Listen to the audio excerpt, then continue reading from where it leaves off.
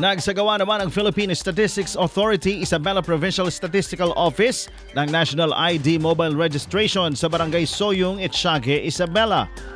Bilang bahagi ng patuloy na pagpapalawak ng accessible na serbisyong pampubliko sa mga mamamayan.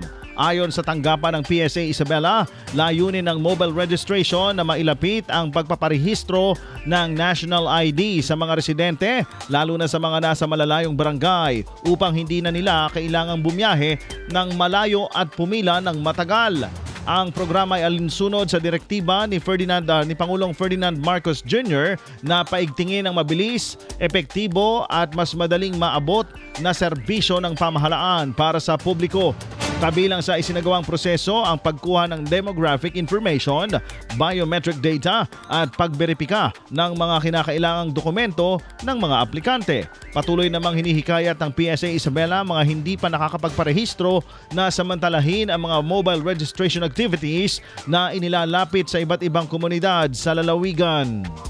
IFM News.